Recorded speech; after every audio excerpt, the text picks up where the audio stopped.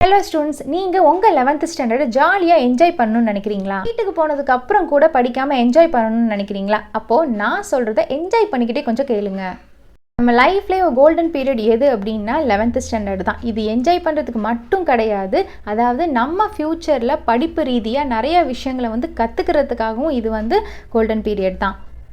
நம்ம 11th standard சப்ஜெக்ட்ஸில் உள்ள ஒவ்வொரு சாப்டரும் சரி, யூனிட்ஸும் சரி, இது எல்லாமே ஒவ்வொரு ஃபீல்டுக்குரிய பேசிக்ஸ் தான். ஃபார் எக்ஸாம்பிள் பாருங்கள், ஃபோட்டோசிந்தசிஸ். நீங்கள் 10th வரைக்கும் படித்தது எல்லாமே ரொம்ப அது என்ன அப்படின்னு தெரிஞ்சுக்கிறது தான். பட் ஆக்சுவலாக எப்படி தான் நடக்குது ஃபோட்டோசிந்தசிஸ் அப்படிங்கிறதே நம்மளுக்கு 11th ஸ்டாண்டர்ட்லேருந்து தான் படிப்போம்.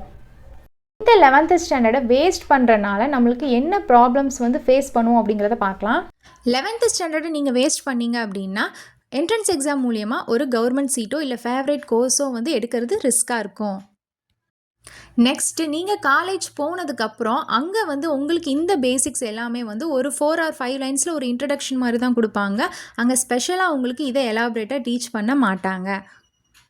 தேர்டு கான்செப்ட் கிளாரிட்டி இருக்காது. அதாவது ப்ரொஃபஸர்ஸ் ஹையர் லெவலில் டீச் பண்ணும்போது நீங்கள் பேசிக்கே தெரியாமல் நம்ம உட்காந்துருக்கும் போது அவங்க என்ன சொல்கிறாங்க அப்படின்னே புரியாது. தெரியாவும் சரி, ப்ராக்டிக்கலாகவும் சரி. ஸோ இது ஸ்டூடெண்ட்ஸ் எந்த மனநிலையில் கொண்டு போய் விடும் அப்படின்னா, சரி ஏதோ வந்துட்டோம், ஜாயின் பண்ணிட்டோம், பாஸ் பண்ணால் போதும், அதுக்கு படித்தா சும்மா ஏதாவது எழுதி வச்சா போதுங்கிற மென்டாலிட்டிக்கு தான் கொண்டு போய் விடும்.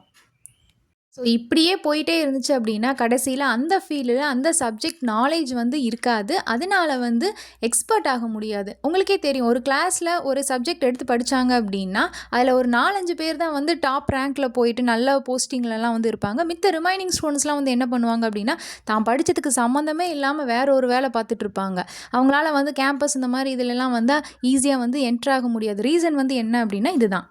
இப்போ இருக்கிற காம்படிட்டிவ் வேர்ல்டில் நம்மளுக்கு சப்ஜெக்ட் நாலேஜும் வேணும், அதோட அப்டேட்டும் வேணும். எக்ஸ்பர்ட்டாக இருந்தால் மட்டும்தான் நிறையா நம்மளுக்கு ஜாப் ஆப்பர்ச்சுனிட்டிஸ் இருக்கும்.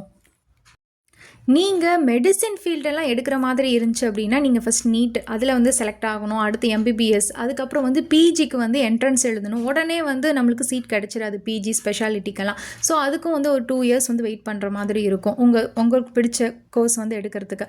அது இல்லாமல் சூப்பர் ஸ்பெஷாலிட்டி கோர்ஸஸ்லாம் முடிக்கிற மாதிரி இருக்கும். ஸோ இது முடிக்கிறதுக்குள்ளேயே நம்மளுக்கு என்ன ஆகிடும் அப்படின்னா 30+ இயர்ஸ் ஆகும். அதாவது போய் ஒரு டீசெண்டான சேலரியில் செட்டில் ஆகிறதுக்கே.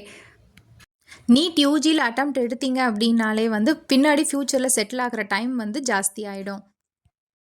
ஸோ 11th தயவு செஞ்சு வேஸ்ட் பண்ணாதீங்க, என்ஜாயும் பண்ணிக்கோங்க. அந்த டைமில் என்னென்ன இம்பார்ட்டன்ட் விஷயங்கள்லாம் இருக்கோ லைஃபுக்கு ஃப்யூச்சருக்கு தேவையானது அதை கற்றுக்கோங்க. All the best.